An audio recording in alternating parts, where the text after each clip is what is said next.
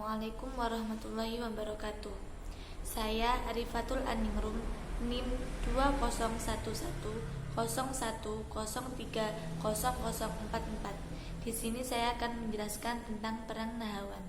Kisah Perang Nahawan.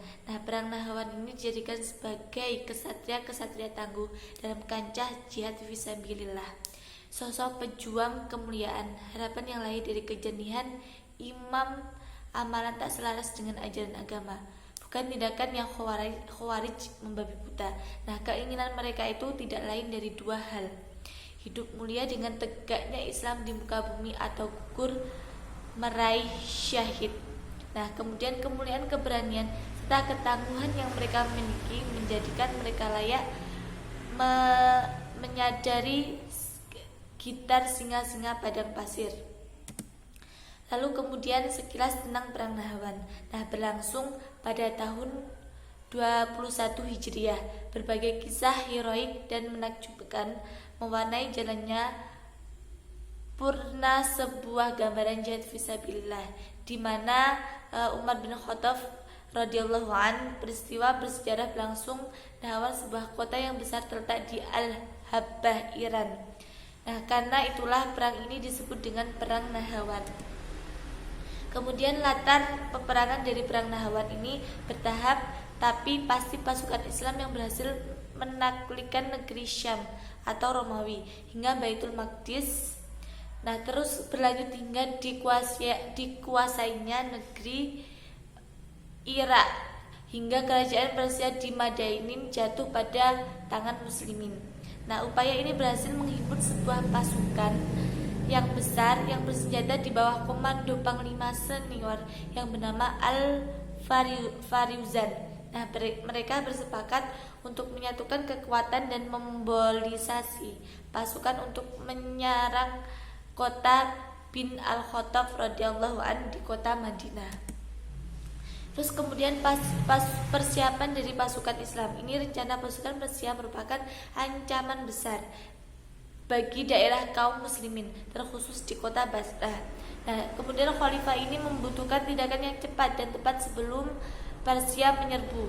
Umar bin Khattab radhiyallahu an segera memerintahkan Zaifah bin Al-Yaman radhiyallahu an agar berangkat dari Kufah bersama pasukannya di Basrah sebagai langkah awal.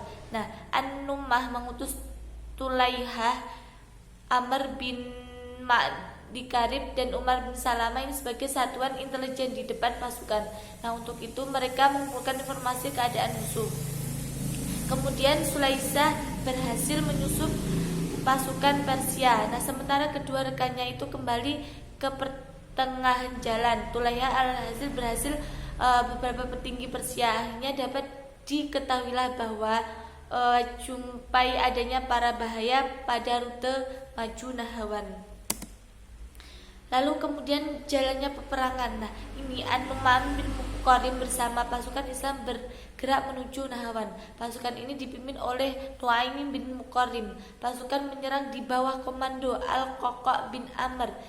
Syab kiri dipegang Musbai bin Al-Yaman dan Suwaid bin Muqarrim. Kemudian diatur oleh Mujashid bin Mas'ud. Di saat kedua pasukan itu, Islam bertakbir 3 kali hingga mengguncang barisan musuh dan membuat mereka sangat ketakutan.